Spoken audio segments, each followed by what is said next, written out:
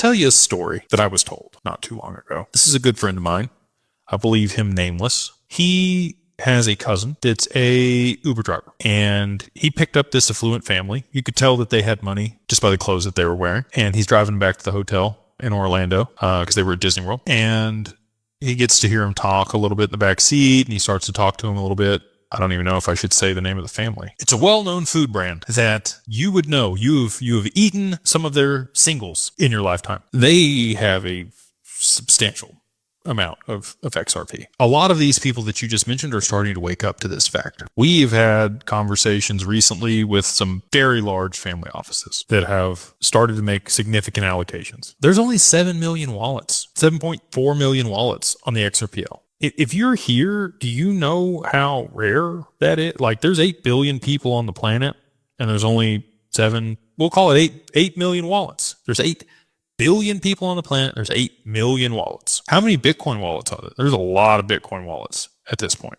A lot of people own Bitcoin. Not that many people own XRP. Half those wallets are less than 100 XRP. Not that much XRP. It might be one day. Post-price appreciation could be a lot of money. But anyway, here, the other thing is, people that have already made a bunch of money, do you know what their primary objective is? It's return of capital, wealth preservation. They're not going to take exorbitant risks or, roll the dice on things with significant amounts of money to put themselves in a position to lose. You should only have to get rich once, okay? And they understand that. So this whole asset class is still risky to them. It's the Wild West. They're not even going to look at it. 62% of family offices have no allocation nor intention of making an allocation to crypto. 38% of family offices, $16 trillion globally out of the 10,000 plus family offices. There's 4 trillion of that are even looking at this asset class. Maybe 5 trillion out of 16. And those are the people that made their money through high risk return,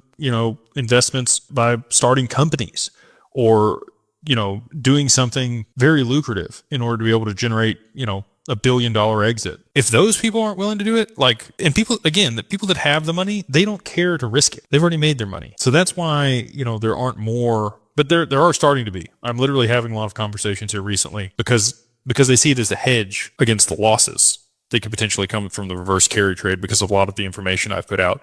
Those are the conversations that I'm having now. It's not about, I'm going to make a bunch of money. It's how do I preserve my wealth and use this as a uncorrelated bet that it's going to hedge against the losses that I'm going to see from this other stuff unwinding. They're not dumping all, $1 billion that they have into XRP. They're preserving their wealth. And I think that's a mindset shift that a lot of people are going to have post-price appreciation. And again, sorry to get on a soapbox here for people, but, rolling it all on one thing, I view wealth creation and wealth preservation like a tree. You're going to plant a seed. You're going to water that seed. That's all you're going to do for 5 years, 6 years, 7 years. And that tree is going to grow.